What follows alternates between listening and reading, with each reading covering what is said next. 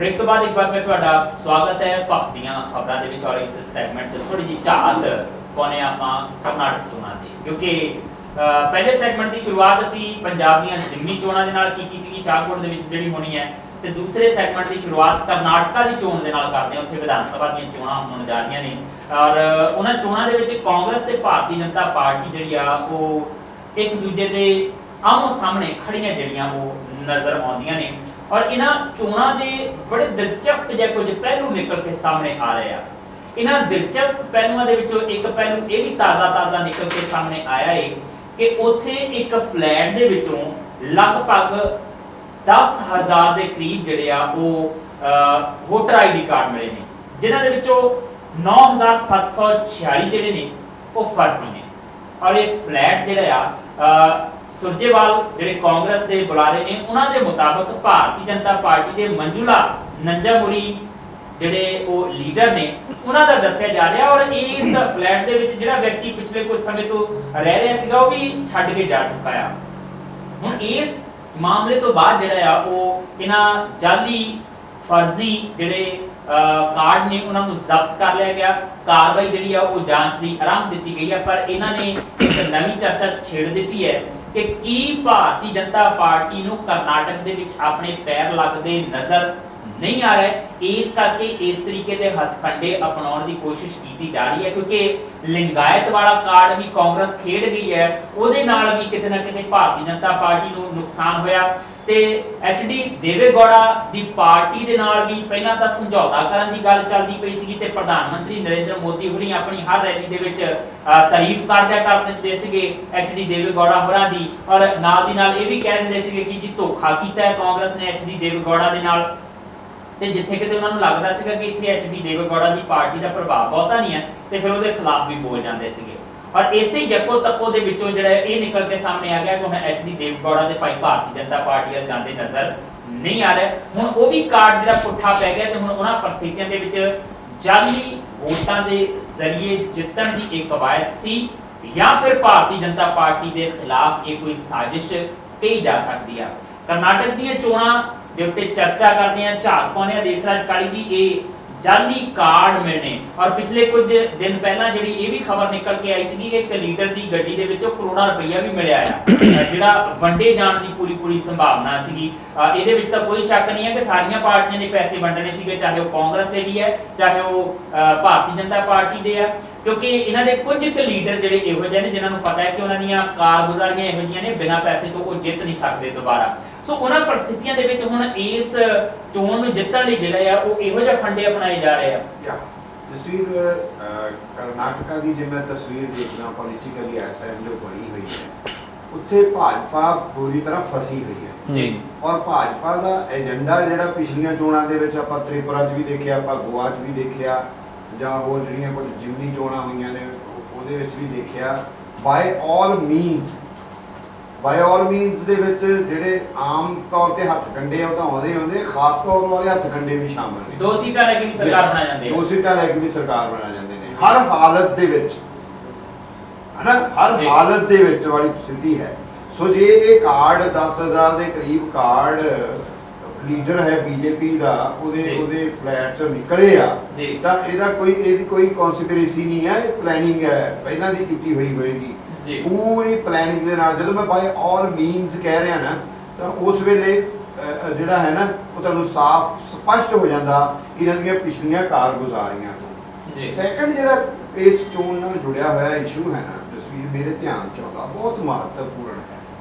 Indian rupee बुरी तरह डिग रहा जी, भारतीय रुपया मूँह भाने डिग पिया है। अज दा जे मैं रेट देखदा तां अमेरिकन डॉलर जिहड़ा है वो 67 रुपये ਦੇ ਕਰੀਬ ਹੈ।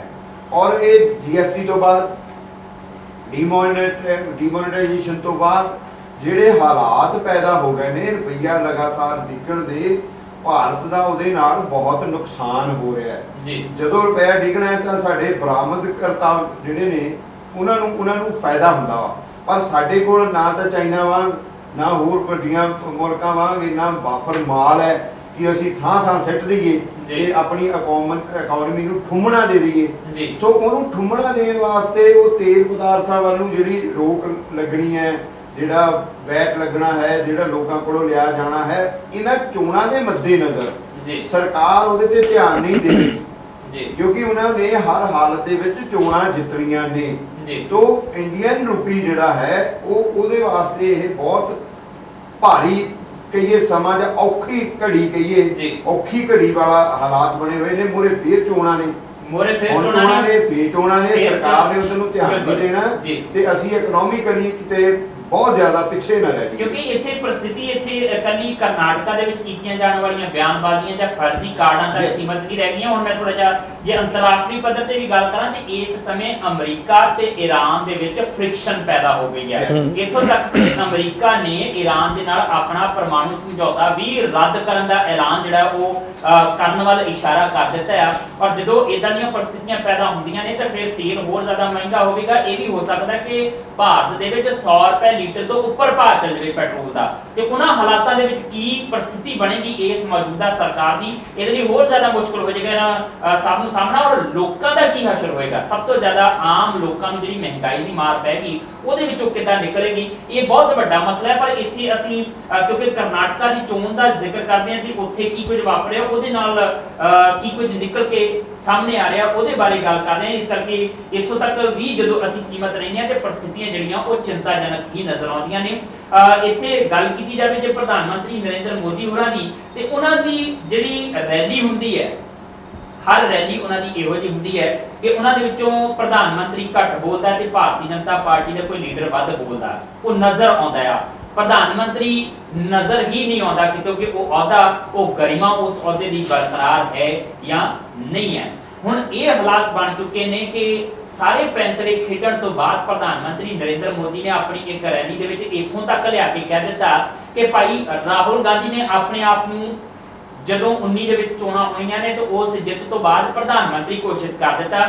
ਔਰ ਇਹਦੇ ਲਈ ਉਹਨਾਂ ਨੇ ਉਦਾਹਰਣ ਕੀ ਦਿੱਤੀ, ਉਹ ਕਹਿੰਦੇ ਬਿਲਕੁਲ ਇੰਨ ਬਿਨ ਉਸੇ ਤਰੀਕੇ ਨਾਲ ਹੋਇਆ ਹੈ ਜਿਵੇਂ ਜਿਨ੍ਹਾਂ ਇਲਾਕਿਆਂ ਦੇ ਵਿੱਚ ਪਾਣੀ ਬਹੁਤ ਘੱਟ ਆਉਂਦਾ ਜਾਂ ਕਦੇ-ਕਦੇ ਆਉਂਦਾ, ਕੋਈ ਪਾਣੀ ਦਾ ਟੈਂਕਰ ਆਉਂਦਾ ਆ ਤੇ ਪਿੰਡਾਂ ਦੇ ਲੋਕ ਜਿਹੜੇ ਆ ਉਹ ਆਪਣੀ ਆਪਣੀ ਬਾਲਟੀ ਕਤਾਰ ਦੇ ਵਿੱਚ ਲਾ ਦਿੰਦੇ ਆ। ਕੋਈ ਪਹਿਲੇ ਨੰਬਰ ਤੇ ਆਉਂਦਾ ਤੇ ਪਹਿਲਾ ਰੱਖ ਦਿੰਦਾ, ਦੂਜੇ ਨੰਬਰ ਤੇ ਆਉਂਦਾ ਦੂਜੀ ਰੱਖ ਦਿੰਦਾ। ਸੋ ਕਹਿੰਦੇ ਇਸੇ ਤਰੀਕੇ ਨਾਲ ਕਤਾਰ ਵੱਧਦੀ ਜਾਂਦੀ ਹੈ ਜਦ ਤੱਕ ਉਸ ਟੈਂਕਰ ਨੇ ਆਉਣਾ ਹੁੰਦਾ ਆ। ਤੇ ਕਈ ਵਾਰੀ ਲੋਕ ਘਰਾਂ 'ਚ ਆਪਣੇ ਕੁਝ ਕੰਮ ਨਿਬੇੜ ਕੇ ਵੀ ਵਾਪਸ ਆ ਜਾਂਦੇ ਤੇ ਉਹਨਾਂ ਦੀਆਂ ਬਾਲਟੀਆਂ ਨੂੰ ਹਿਲਾਇਆ ਨਹੀਂ ਜਾਂਦਾ, ਉਸੇ ਨੰਬਰ ਤੇ ਰੱਖਿਆ ਜਾਂਦਾ।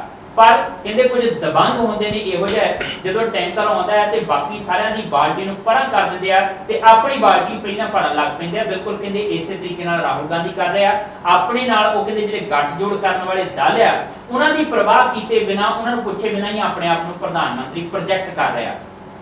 ਪਰ ਜਿਹੜਾ ਮੈਂ ਰਾਹੁਲ ਗਾਂਧੀ ਹੋਰਾਂ ਦਾ ਬਿਆਨ ਸੁਣਿਆ ਆ ਬਕਾਇਦਾ ਉਹਨਾਂ ਦੀ ਜ਼ੁਬਾਨੀ, ਜੋ ਉਹ ਕਹਿ ਰਹੇ ਸੀ ਜਦੋਂ ਉਹਨਾਂ ਦੇ ਕੋਲ ਸਵਾਲ ਪੁੱਛਿਆ ਗਿਆ ਸੀਗਾ ਕਿ ਜੇ ਤੁਹਾਨੂੰ ਪ੍ਰਧਾਨ ਮੰਤਰੀ ਬਣਾਇਆ ਜਾਵੇ ਤੇ ਕੀ ਤੁਸੀਂ ਬਣੋਗੇ, ਤਾਂ ਉਹਨਾਂ ਨੇ ਕਿਹਾ ਹਾਂ, ਜੇ ਕਾਂਗਰਸ 19 ਦੀਆਂ ਚੋਣਾਂ ਦੇ ਵਿੱਚ ਸਭ ਤੋਂ ਵੱਡੀ ਪਾਰਟੀ ਬਣ ਕੇ ਸਾਹਮਣੇ ਆਉਂਦੀ ਆ ਤਾਂ ਪ੍ਰਧਾਨ ਮੰਤਰੀ ਬਣਾਗਾ, ਜੇ ਕਾਂਗਰਸ ਪਾਰਟੀ ਸਭ ਤੋਂ ਵੱਡੀ ਪਾਰਟੀ ਬਣ ਪਾਉਂਦੀ।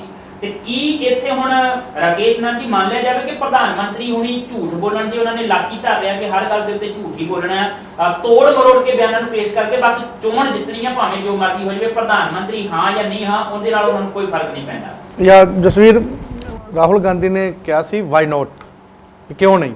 ਉਹਨਾਂ ਕੋਲ ਪੁੱਛਿਆ ਗਿਆ ਸੀ ਕਿ ਤੁਸੀਂ ਪ੍ਰਧਾਨ ਮੰਤਰੀ ਬਣ ਸਕਦੇ ਹੋ, ਕਹਿੰਦਾ ਵਾਈ ਨੋਟ, ਕਿਉਂ ਨਹੀਂ ਬਣ ਸਕਦਾ ਜੇ ਮੇਰੀ ਪਾਰਟੀ ਜਿਹੜੀ ਆ ਵੱਡੀ ਪਾਰਟੀ ਬਣ ਕੇ ਉੱਭਰਦੀ ਆ। ਹੁਣ ਜੇ ਅਸੀਂ ਨਰਿੰਦਰ ਮੋਦੀ ਹੋਰਾਂ ਦੇ ਬਿਆਨ ਦੀ ਥੋੜੀ ਜਿਹੀ ਚੀਰ-ਫਾੜ ਕਰੀਏ ਤਾਂ ਉਹ ਕਹਿੰਦੇ ਉਹ ਬੜੇ ਗੁਮਾਨ ਦੇ ਵਿੱਚ ਆ, ਬੜੀ ਉਹ ਅਭਿਮਾਨ ਦੇ ਵਿੱਚ ਗੱਲ ਕਰ ਰਹੇ ਆ। ਕਹਿੰਦਾ ਵੀ ਉਹਨਾਂ ਦੀ ਜਿਹੜੀ ਵਿਅਕਤੀਗਤ ਪਰਸਨੈਲਿਟੀ, ਜਿਹੜੀ ਪਰਸਨੈਲਿਟੀ ਆ ਨਾ, ਉਹਨੂੰ ਡਿਮੋਲਾਈਜ਼, ਉਹਨੂੰ ਡੀਫੇਸ ਕਰਨ ਦੀ ਕੋਸ਼ਿਸ਼ ਕਰ ਰਿਹਾ ਵੀ ਉਹ। ਔਰ ਇੱਕ ਤਰੀਕੇ ਨਾਲ ਨਰਿੰਦਰ ਮੋਦੀ ਹੋਣੀ ਜਿਹੜਾ ਥਰਡ ਫਰੰਟ ਬਣ ਰਿਹਾ ਆ ਜਾਂ ਜਿਹੜਾ UPA ਬਣ ਰਿਹਾ ਆ ਜਾਂ ਉਹ ਇਕੱਠ ਹੋ ਰਿਹਾ ਵਿਰੋਧੀਆਂ ਦਾ ਇਹਨਾਂ ਦੇ ਖਿਲਾਫ, ਉਹਨਾਂ ਦੇ ਵਿੱਚ ਫ੍ਰਿਕਸ਼ਨ ਪਾਉਣ ਵਾਲਾ ਬਿਆਨ ਉਹਨਾਂ ਨੇ ਆਪਣੇ ਵੱਲੋਂ ਕੋਸ਼ਿਸ਼ ਕੀਤੀ ਆ ਵੀ ਇਹਨਾਂ 'ਚ ਫ੍ਰਿਕਸ਼ਨ ਪੈ ਜਾਵੇ। ਬਈ ਤਰੱਦਦ ਤੇ ਸਾਰੇ ਰਲ ਕੇ ਕਰ ਰਹੇ ਨੇ। ਔਰ ਜਦੋਂ ਅਸੀਂ ਪਿਛਲੇ ਬਿਹਾਰ ਦੇ, UP ਦੇ ਉਹ ਆਪਾਂ ਦੇਖਦੇ ਹਾਂ ਜਿਮਨੀ ਚੋਣਾਂ, ਤਾਂ ਜਦੋਂ ਸਪਾ ਤੇ ਬਸਪਾ ਇਕੱਠੇ ਹੋ ਕੇ ਉਹ ਚੋਣ ਜਿੱਤ ਜਾਂਦੇ ਨੇ ਤੇ ਉਹ ਜਿਹੜੀ ਚੀਜ਼ ਆ, ਫਿਰ ਉਸ ਤੋਂ ਬਾਅਦ ਵੈਸਟ ਬੰਗਾਲ ਤੋਂ ਮਮਤਾ ਬਨਰਜੀ ਆਉਂਦੇ ਆ, ਉਧਰੋਂ ਆਮ ਆਦਮੀ ਪਾਰਟੀ, ਕਹਿਣ ਦਾ ਭਾਵ ਵੀ ਸਾਰੇ ਜਿਹੜੇ ਨੇ ਇਸ ਵੇਲੇ ਜਿੰਨਾ ਵਿਰੋਧੀ ਪਾਰਟੀਆਂ ਨੇ ਉਹਨਾਂ ਸਾਰਿਆਂ ਦਾ ਟਿੱਲ ਜਿਹੜਾ ਲੱਗਾ ਹੋਇਆ ਵੀ ਕਿਸੇ ਤਰੀਕੇ ਨਾਲ 2019 'ਚ ਬੀਜੇਪੀ ਨੂੰ ਰੋਕਣਾ ਆ।